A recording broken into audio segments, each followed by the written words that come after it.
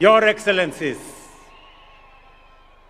distinguished friends, fellow citizens, I have always observed this day with two emotions held in tension: deep gratitude to our forefathers and a restless question for ourselves.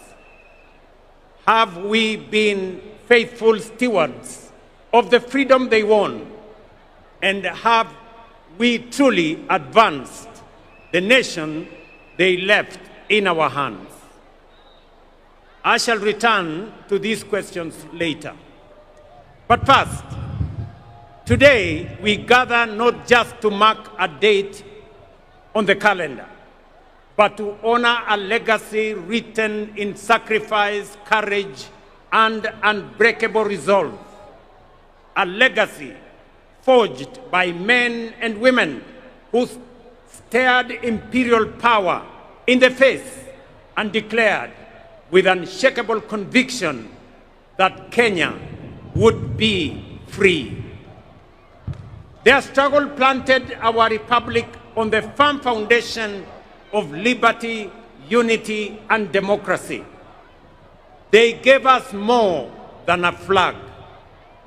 They gave us a future.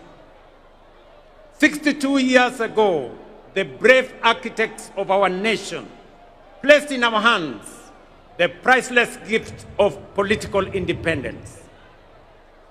On this very day, 62 years ago, our forefathers lowered the Union Jack and raised the flag of our nation. But that victory was not given easily. It was bought at an immense cost. The road to our nationhood was carved by the unbreakable spirit of our freedom fighters, men and women who refused to bow to the humiliation of colonial rule.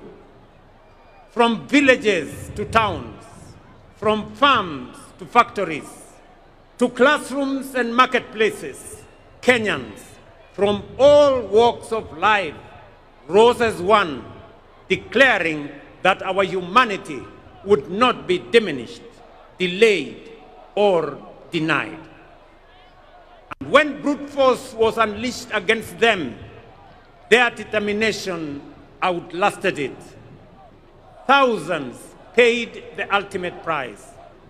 Many more were detained.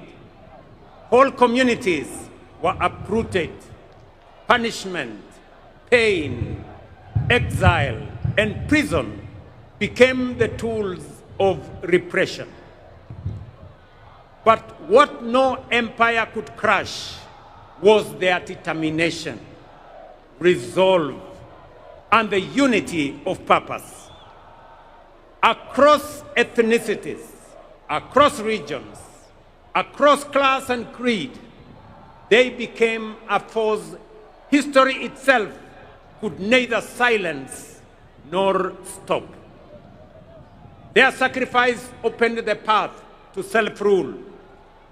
Their courage delivered the independence we celebrate today.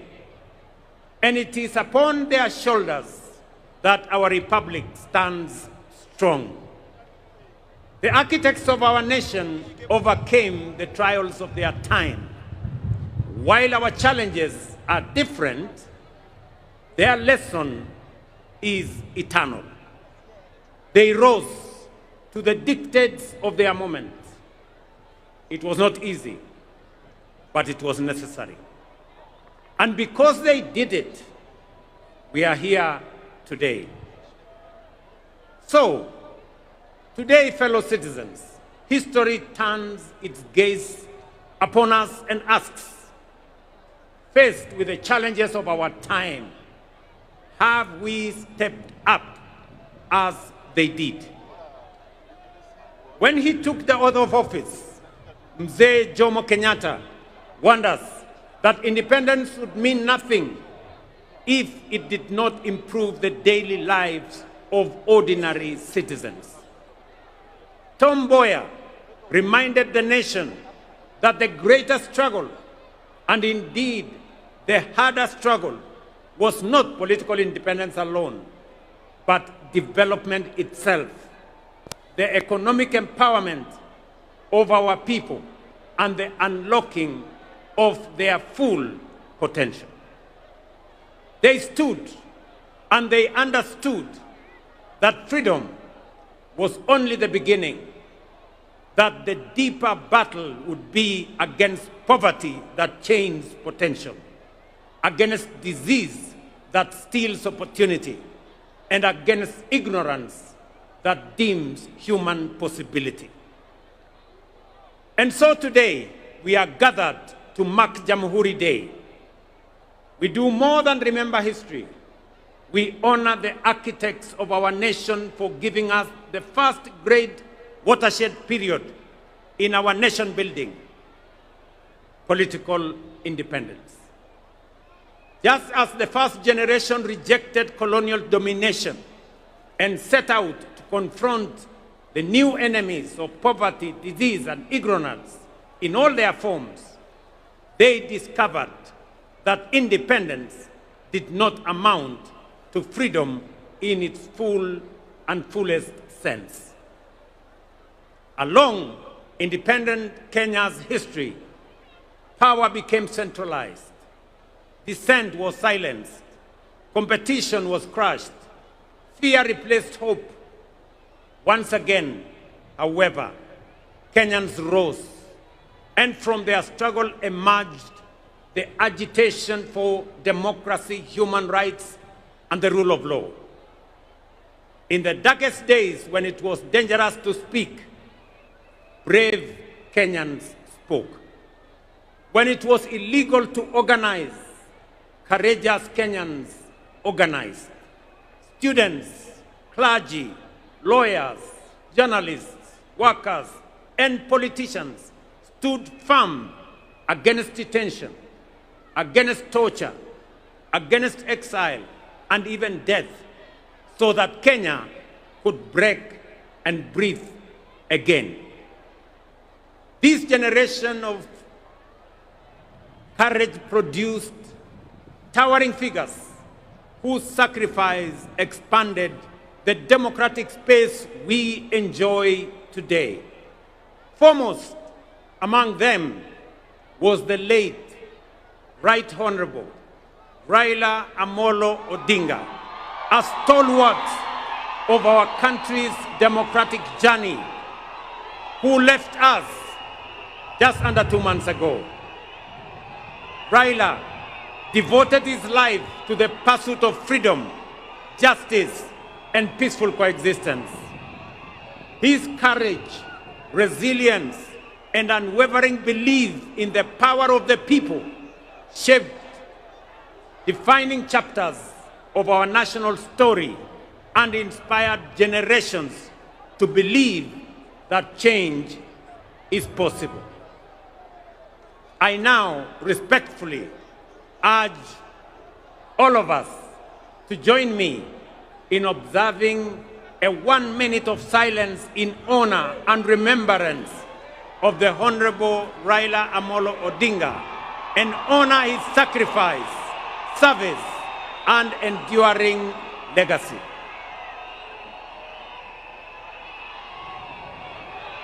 Tafadhali nawaomba tusimame kwa dakika moja kwa heshima ya kiongozi wetu Raila Amolo Odinga.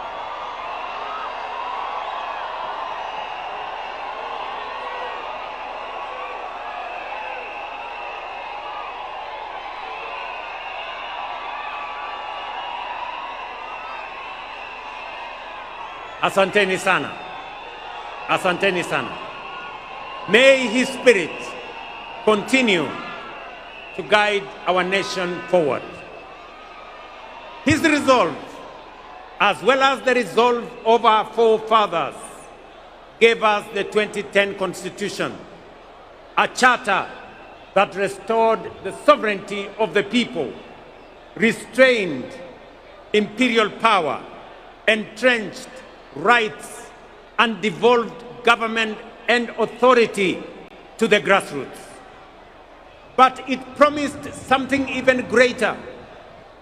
It guaranteed economic and social justice. It declared that health, housing, food, water, education, and social security were not favors. They were fundamental rights. It was a bold promise. It was a moral imperative. It was the unfinished dream of both the independence and subsequent generations. Yet today, with honesty and humility, we must admit that this promise remains incomplete. Yes, progress has been made, but the deeper promise, a Kenya where every citizen lives with dignity and shared prosperity, remains unfulfilled. For too long, stagnation has returned in cycles. Negativity has been normalized, and too many have been asked to make peace with mediocrity. That is why, before the last election, we had already realized that although we had achieved political independence and our constitution expanded our democratic human rights and the rule of law, we still had not fully consolidated our nation.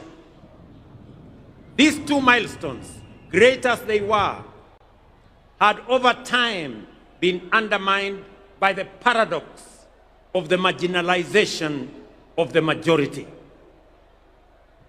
We saw clearly a system in which a few rose to the top of the pyramid, while millions at the base struggled to survive, with education outcomes compromised, healthcare beyond reach, access to affordable credit denied, housing unattainable, and farmers abandoned while our youth were locked out.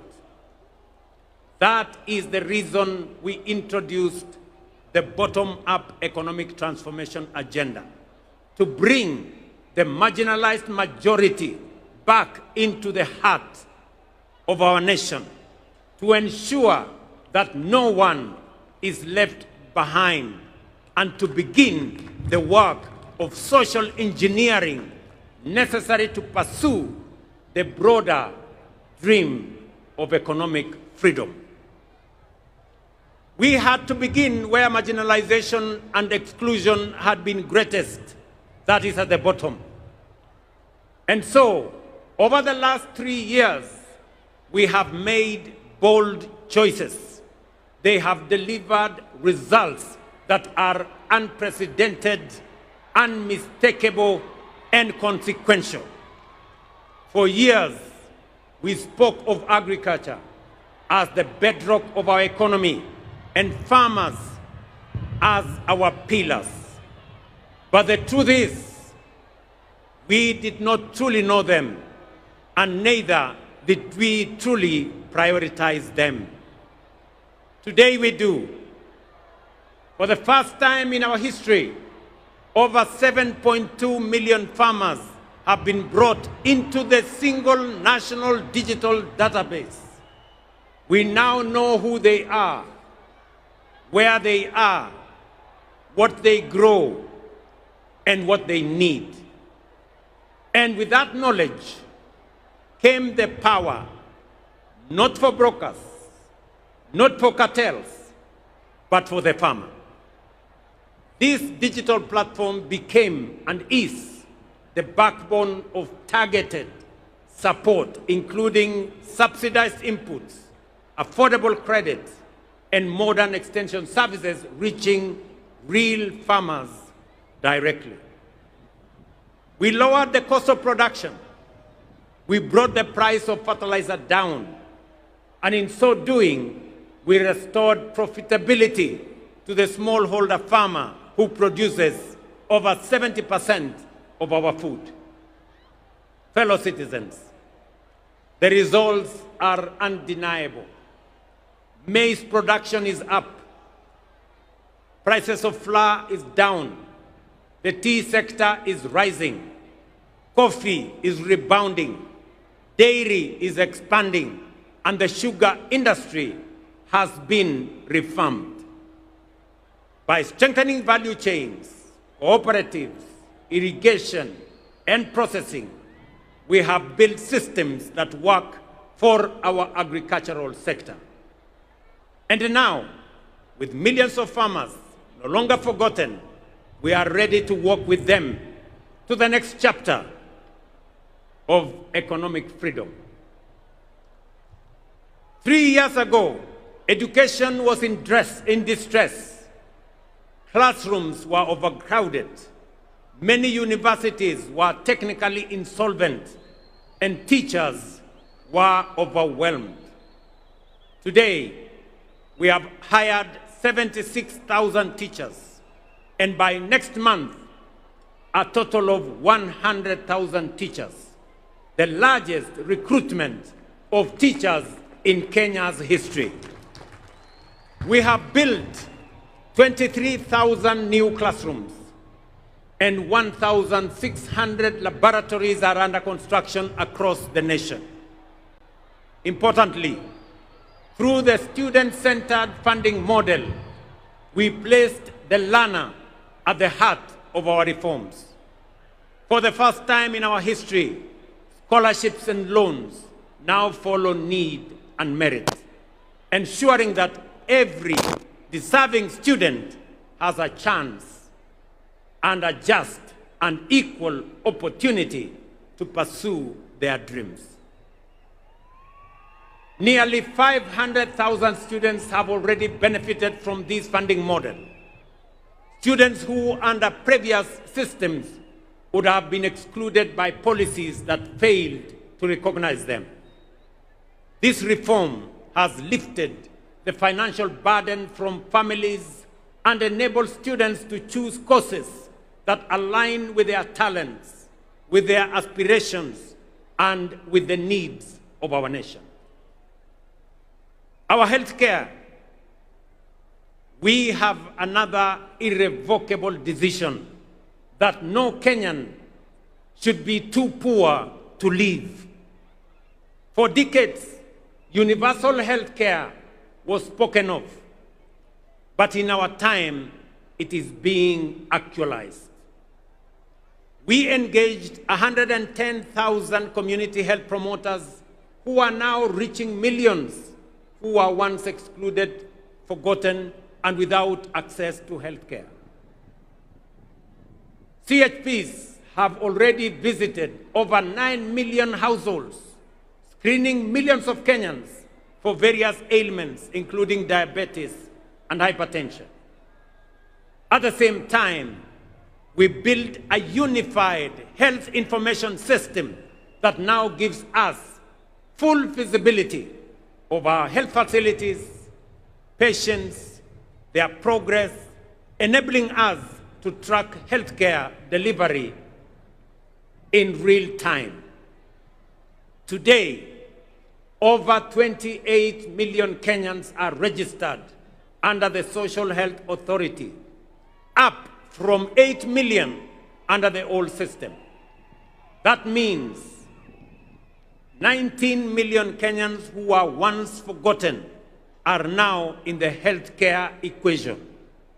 Among them are 2.3 million vulnerable Kenyans, orphans, widows, and the elderly, whose healthcare is now fully paid by the government of Kenya. Healthcare was never meant to be a privilege. It is a constitutional right. And with the realization of this right, we are ready to work with all Kenyans into the next chapter of economic freedom. For the millions of Kenyans without employment, we moved beyond diagnosing the job crisis to deliberately creating opportunities through the bottom-up economic transformation agenda. For decades, housing, while being a constitutional right, was promised but never delivered. Housing is not just about shelter. It is collateral. It is graded worthiness. It is stability. And it is the first step out of poverty. In just 3 years, through our housing program, over 240,000 affordable homes, hostels for 180,000 students, 30,000 institutional housing for our military, police, and prison officers, and over 400 new markets for our traders are under construction across all our 47 counties. This, ladies and gentlemen, is the largest public infrastructure transformation ever undertaken, not just in Kenya, but also in our region. So far, standing at an investment of 650 billion. Through this program, more than 480,000 Kenyans have secured jobs and enterprise opportunities across 300 active sites, from artisans to technicians to engineers and architects, shaping a new skyline in Kenya.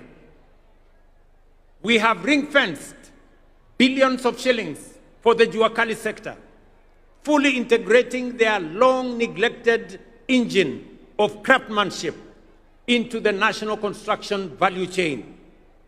Today, Juakali artisans supply doors, windows, fittings, furniture, and fabricated material to projects in our affordable housing program across Kenya.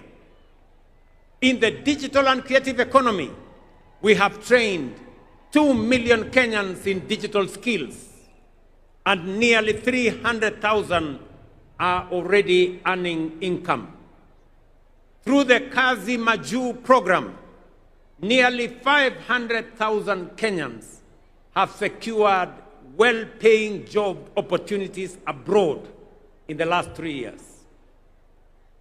We have also launched the Kenya shillings 20 billion Nyota program to support 820,000 young people with training, with mentorship, certification, and business capital. The first phase is complete, with 12,500 beneficiaries already receiving their first business support, and the national program is now being rolled out across the country. Together, these actions reflect one clear national purpose: to open doors of opportunity for our youth, equip them to succeed, and empower Kenya's greatest strength, our young people, to lead us towards prosperity and economic sovereignty. As more students live in decent accommodation, as more traders conduct their business in dignified settings, and as more public servants get access to housing, we are fulfilling our constitutional mandate. And with that foundation secured, we are ready to walk with all our people into the next chapter of economic freedom. Ladies and gentlemen, through the bottom-up economic transformation plan, we have consolidated the gains of political independence and the democratic freedoms won. Through deliberate social engineering, we have built systems that ensure no Kenyan is left behind. And having ensured that we are carrying everybody along, we now have both the opportunity and the firm foundation to charge forward into the next chapter of our national journey, Kenya's economic freedom. With the measures we have put in place to restore dignity, inclusion, and opportunity, we must now press on. It is time to step up from the bottom up, charging forward full steam to economic freedom and take Kenya to a first world economy. Before we accelerated this ambitious agenda, we took the difficult but necessary steps to stabilize our economy and restore fiscal discipline.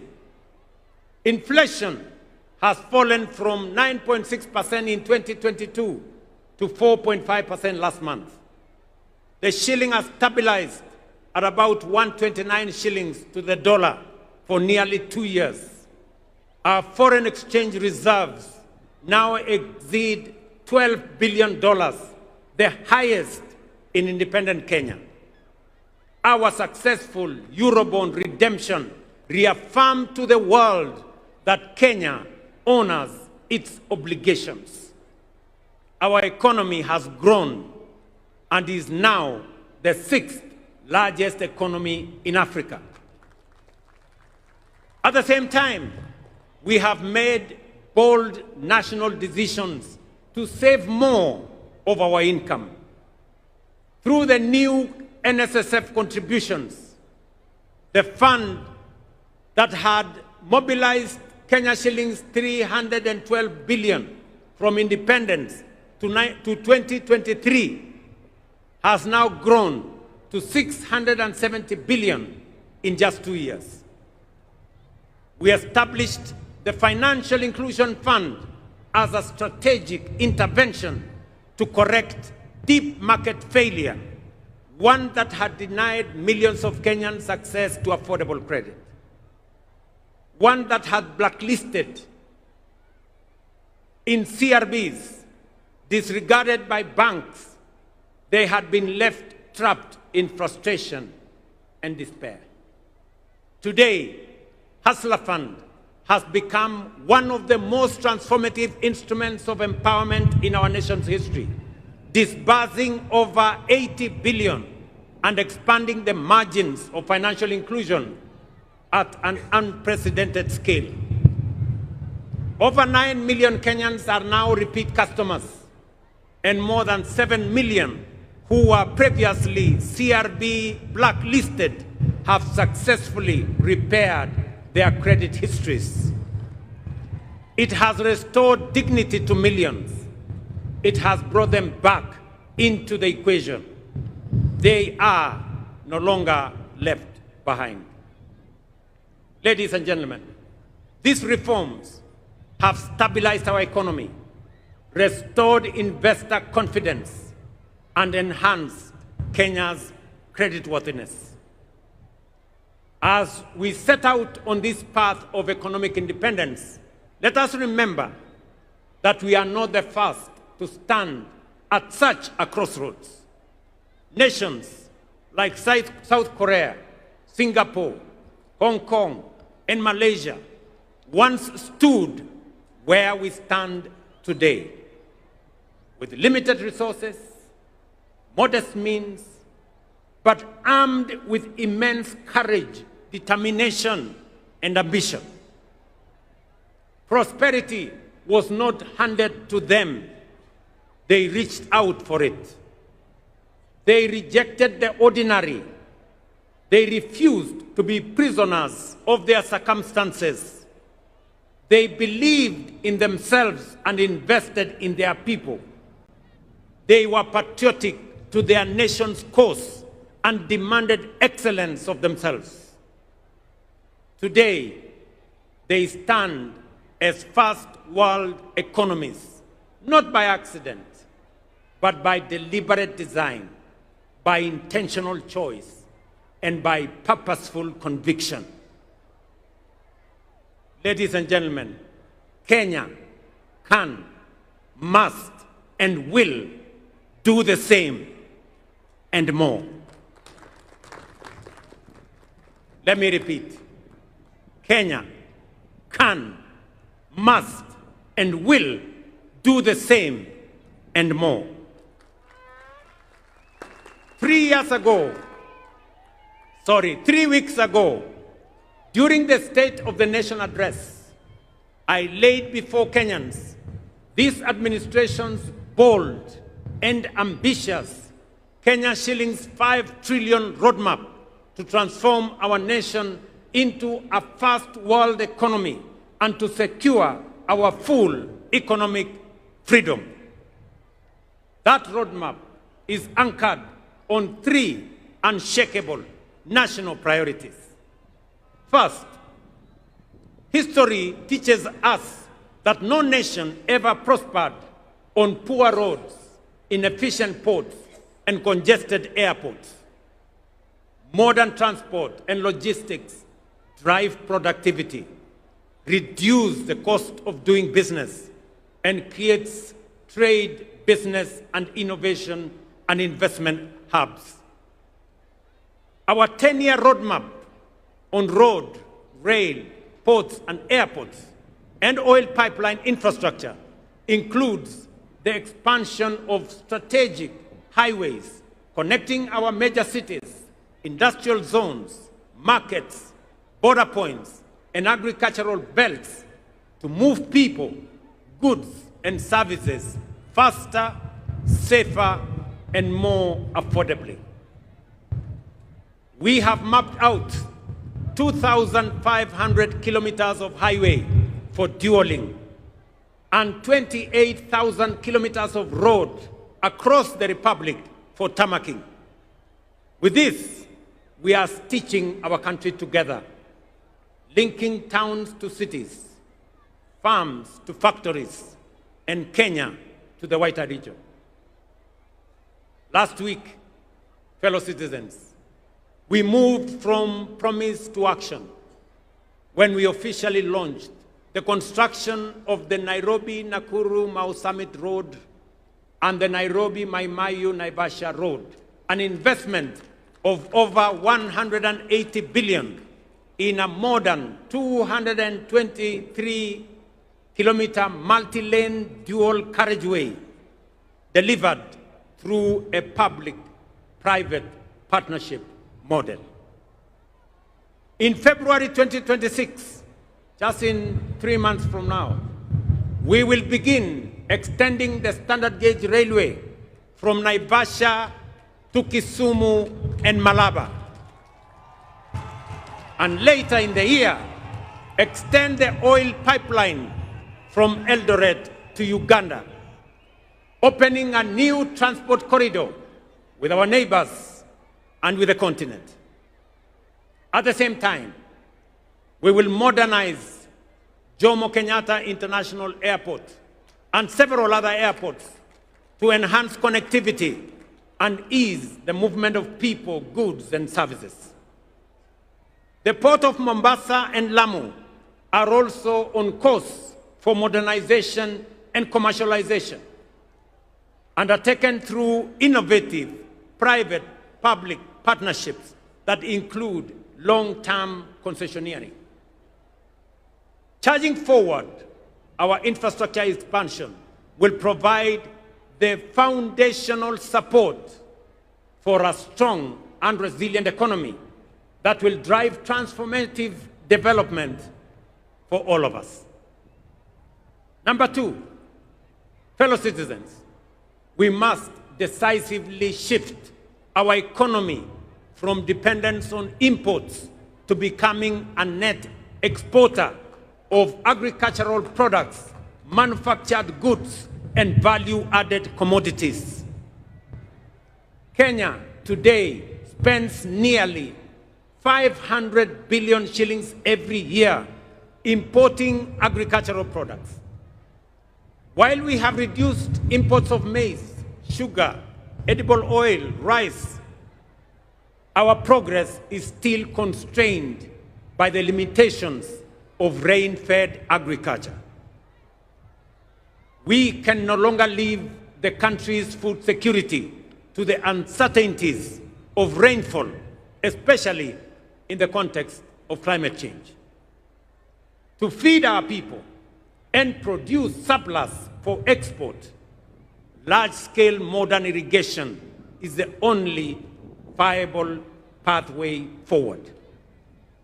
We have mapped out 50 mega dams, 200 mini dams, and over 1,000 macro dams across all our 47 counties, especially in our arid and semi-arid areas, which have expansive, fertile, and arable land currently not under production because of lack of water. With this plan, an additional 2.5 million acres of land will be brought under agricultural productivity through extensive water harvesting, water storage, and advanced irrigation technologies. This is not only about food and water security. It is a nation-shaping investment.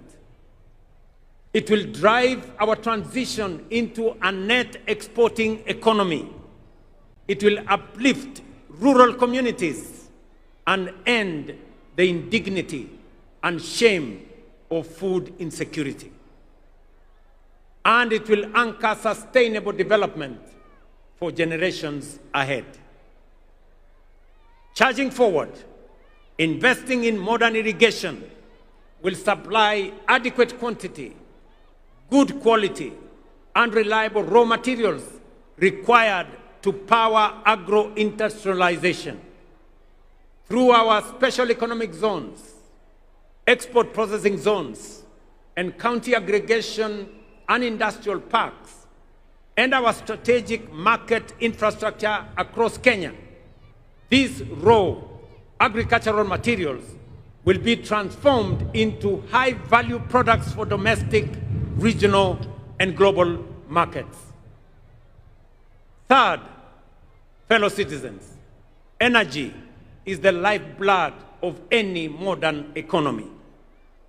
Although Kenya's installed capacity stands at 3,300 megawatts, the intermittency of solar and wind leaves us with a firm capacity of only 2,300 megawatts, which is far below the demands of the Kenya we are building.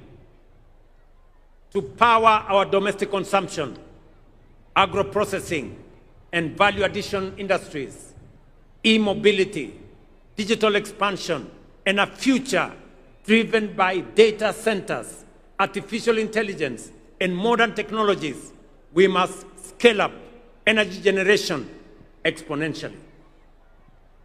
Kenya possesses extensive and largely untapped renewable resources, including geothermal, solar, hydro, wind, and nuclear, ready for development and for generation.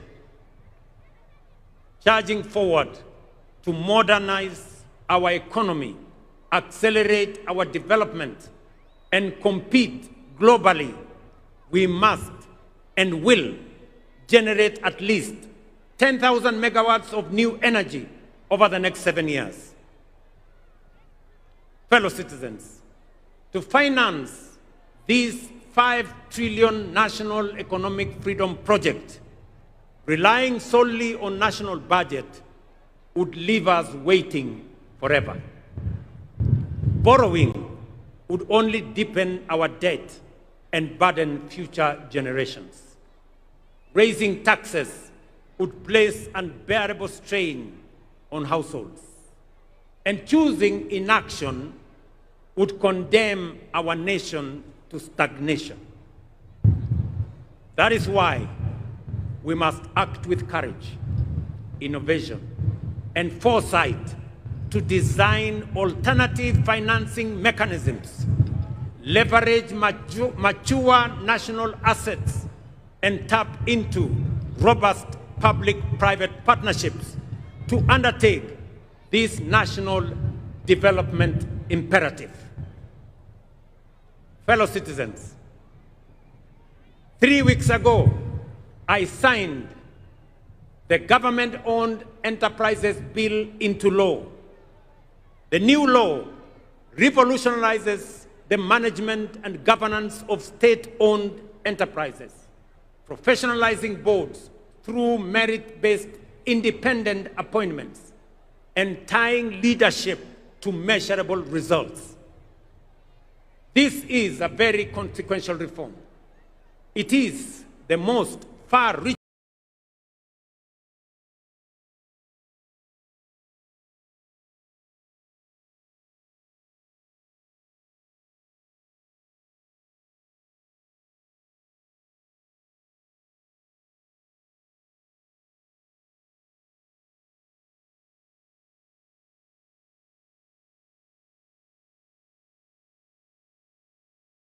within the last 5 years from appointment. On Monday, under this new legal framework, and to start this administration's bold and ambitious Kenya shillings 5 trillion roadmap to transform our nation, the Cabinet will meet to consider and approve the architecture of the National Infrastructure Fund as the engine that will align our financial resources with our development goals. Through innovative mobilization of domestic resources, strategic monetization of mature national assets, democratization of ownership through capital markets, and innovative deployment of national savings, we will unlock large-scale private sector capital to fund our national priorities while reducing reliance on borrowing and taxation. For decades, Kenya privatized major assets including Kenya Airways, KenGen, Kenya Re, and Safaricom, yet the proceeds were absorbed into the budget, paying salaries and debts, leaving no enduring national assets behind. Through the National Infrastructure Fund, all privatization proceeds will be ring-fenced and invested strictly into public infrastructure development that generate and preserve more value. This principle is already being actualized. Proceeds from the current privatization processes will be channeled directly into the fund, setting a new national standard where national assets create lasting public value. Our goal is simple. For every shilling in the National Infrastructure Fund, we will attract 10 more shillings from long-term investors, including pension funds, sovereign partners, private equity funds, and development finance institutions, allowing us to develop without the constraints that come with debt and taxation. The National Infrastructure Fund will not just be a financing instrument, it will be a generational strategy to mobilize capital, accelerate delivery, preserve value, and secure Kenya's long-term competitiveness. To secure future generations, again on Monday, the Cabinet will consider and approve the Sovereign Wealth Fund policy, anchored on 3 pillars, including savings for future generations, stabilization against global shocks, and strategic national investments. Natural resource royalties, dividends from public investments, and a percentage of privatization proceeds will capitalize this fund. This fund will impose on us the obligation of intergenerational equity, bringing to life Article 201C of the Constitution, which demands that the burdens and benefits of the use of resources and public borrowing shall be shared equitably between the present and future without shortchanging future generations. With these two instruments, the National Infrastructure Fund and the Sovereign Wealth Fund, we shall begin the journey to the transformation that will lead us from the bottom up, charging forward full steam to economic freedom and taking Kenya to a first world economy. And I have said, it is beginning next Monday. But fellow citizens, even the strongest financial systems, boldest infrastructure plans, and most ambitious economic strategies will fail if we do not secure the foundation of our national character. The realization of our economic freedom project will rest on three critical enablers: strategic human capital development, robust peace, stability, and security architecture, and unwavering integrity and fidelity to the national interest. To bolster human capital development, we have made bold investments in education, skills development, science, and innovation. We have raised the education budget from 490 billion in 2021 to 700 billion this financial year, and expanded science, technology, engineering, mathematics education. But to power our first world strategic human capital requirements, we must and will raise the National Research Fund from the current 0.8% to the requisite 2% of GDP. This is not, ladies and gentlemen, spending or social spending. It is nation building. The second enabler underpinning this national project is peace, stability, and security. For no nation can prosper in an atmosphere of disruption, violence, and criminality that leads to economic sabotage, destruction of property, and loss of lives. Stability is not an option. It is an enabler of everything we seek to build. Serious investors will not commit their investments in a country. Only serious investors will only commit their investments in a country that is peaceful, that is stable, and that is secure. For Kenya to attract sustained investment, for businesses to thrive, for jobs to expand, and for families to live without fear, we must secure our nation firmly, fairly, and without hesitation. Finally, the collective interests of all citizens, which form the national interest of Kenya, must be at the center of every action and engagement. Patriotism is putting the interests of the nation before tribe, clan, or self. Integrity in its highest form is patriotism in action. It is believing in our country. It is refusing to betray Kenya. And yet, let us speak honestly, our nation faces a serious integrity deficit.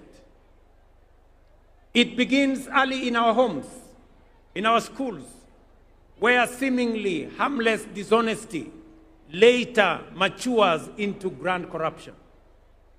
Corruption is not merely theft of money. It is the theft of hope, opportunity, and destiny. This is compounded by negativity, division, erosion of shared values, and ethical and ethnic political mobilization. Hate and division, corruption and tribalism tear at the very social fabric of our republic. Ladies and gentlemen, our economic freedom project demands more than infrastructure and capital. It demands a renewal of our national conscience. We must build a strong value system. We must defend our national unity. We must raise our children in honesty, responsibility, and love for country. These three enablers, strategic human capital, peace, stability, and security, and national interest and integrity, are not optional ideals. They are the living foundation upon which our economic independence must stand. Without them, our ambition would remain promises. With them, our national priorities become achievable. Our investments become productive, and our vision of a prosperous, sovereign Kenya becomes not only possible, but inevitable. Fellow citizens, our founding fathers defeated colonial domination. The generation after broke the chains of dictatorship. The onus is on our generation, and particularly this administration, to achieve economic freedom. A freedom where effort is rewarded, where opportunity is shared, where dignity is guaranteed, where every citizen matters, and where no Kenyan is left behind. Let it be said of our generation that when Kenya stood at the edge of possibility, we chose courage over comfort, action over excuse, unity over division, and excellence over mediocrity. With resolute belief, today and every Jamhuri hereafter, we should find us true stewards of the freedom entrusted to us, that we shall honor our forefathers not only by remembering their sacrifice, but by fulfilling our duty and the assignment of our generation to secure for Kenya the full promise of economic freedom. It is time to step up from the bottom up, charging forward full steam to economic freedom and taking Kenya to a first world economy.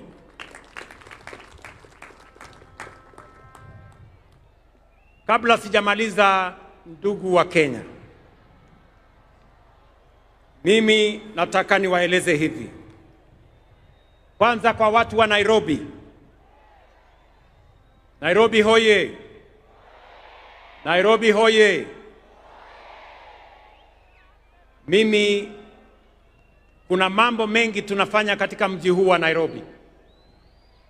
Kuna mambo tumekubaliana na county government ya Nairobi. Tunajenga zile barabara ambazo zilikuwa zimekwama hapa Nairobi. Tumekubaliana ya kwamba hizo barabara tumerudisha contractors wote ambao walikuwa pale barabarani. Na sasa barabara zinaendelea kilomita 60 hapa Nairobi. Kwa mfano, barabara ya Jamhuri kule Dagoretti South, barabara ya Mama Wahu kule Dagoretti South, bypass ya Mihango Link kule Embakasi East, Umoja 1 SDA Road kule Embakasi West, Tindigwa Road kule Roysambu, na Road C Embakasi South. Pia mumeona pale Valley Road, ile barabara ilikuwa imekwama pale, tumeleta contractor anaendelea na kazi. Ile barabara ya Ngong Road pia inaendelea, kazi inaendelea pale. Barabara ya Haile Selassie vile vile inaendelea. Na ningependa kutangaza ya kwamba kwa sababu barabara ya expressway imekamilika na wananchi wanatumia pale juu, barabara ya chini iko na matatizo, na ndio sababu kuanzia hii Disemba mukienda Krismasi, tutajenga upya barabara kutoka kule JKIA kupitia hapa mpaka kule ABC, na tuifanyie beautification ndio Nairobi ionekane kama city ya taifa letu la Kenya. Vile vile mimi ninajua ya kwamba kuna wananchi wengi wanaishi nje ya Nairobi lakini wanafanya kazi na biashara hapa Nairobi. Wananchi wengi wanaishi Kiserian, wanaishi Rongai, wanaishi Ngong, na kuna msongamano mkubwa sana wa wananchi wakikuja asubuhi na kurudi nyumbani jioni. Ningependa kutangaza ya kwamba mwaka ujao ile barabara kutoka Bomas of Kenya kwenda Rongai kwenda mpaka Kiserian, na barabara kutoka Bomas of Kenya kwenda Karen kwenda pale Shade Hotel, kuteremuka kwenda Ngong, kwenda Bulbul na kwenda mpaka ifike kule Kiserian, tutaifanya iwe dual carriageway, ndio wananchi wa pale wanaweze kutembea kwa njia rahisi. Najua pia ya kwamba wananchi wengi wanaishi kule Thika, na sasa barabara ya Thika Road pia imejaa na kuna msongamano mkubwa sana wa magari katika barabara yetu ya Thika Road. Ningependa pia kutangaza ya kwamba mwaka ujao vile tuko na expressway kutoka JKIA, pia tutajenga expressway kutoka Thika mpaka ifike hapa Museum Hill, ndio wananchi wale wanateseka na mambo ya jam tuweze kuondoa jam ya sehemu hiyo. Pia ningependa kusema hii uwanja ya Nyayo Stadium, nyinyi mnajua yale maneno tulifanya kule Kasarani. Tuliweka paa ama uvuli ili wananchi wanapokuwa hapa wasipigwe na jua. Mimi nataka niwatangazie ya kwamba kuanzia Januari hii Nyayo Stadium vile vile tutaweka canopy. Hii ni mara ya mwisho wananchi kuwa hapa wakipigwa na jua. Tukisonga mbele, hii kiwanja pia itakuwa na kivuli. Vile vile tunakamilisha ile kiwanja ya Talanta pale Jamhuri. Munajua kazi kubwa ambayo imefanyika pale, kweli ama si kweli? Na nimesikia yale gavana wa Nairobi amesema ya kwamba ile uwanja wa Talanta ipatiwe jina gani? Ati mumesema ipatiwe jina gani? Mumesema ipatiwe jina la Raila Amolo Odinga International Stadium. Nimewasikiza na tukikamilisha tutafanya hivyo. Mimi nataka niwashukuru wasanii ambao wametuimbia hapa. Asanteni sana kwa kazi yenu. Kolabo ya Iani, Femi One na Trio Mio wametuambia tunaweza. Tunaweza hatuwezi? Tunaweza hatuwezi? Tunaweza sio? Guardian Angel pia ametueleza kwamba wananchi wote na viongozi wote tuungane pamoja tujenge taifa letu la Kenya. Inawezekana haiwezekani? Mimi nataka niwapongeze askari wetu ambao walikwenda kule Haiti na mumewaona hapa, tuwapigie makofi jameni. wamerudi nyumbani na heshima kubwa sana kwa taifa letu la Kenya. And I want to thank them profoundly for their courage, professionalism, and selfless service to our nation and to the world, and for flying our flag high with honor and dignity. Mimi nachukua nafasi hii kuwatakia Krismasi njema yenye baraka na mwaka mpya wa 2026 wenye mafanikio makubwa sana. Asanteni na watakia heri. Mungu awabariki. Thank you very much and God bless you. Asanteni kwa heshima. Naomba sote tusimame kwa wimbo wa taifa. Let's all be upstanding for the national anthem kindly.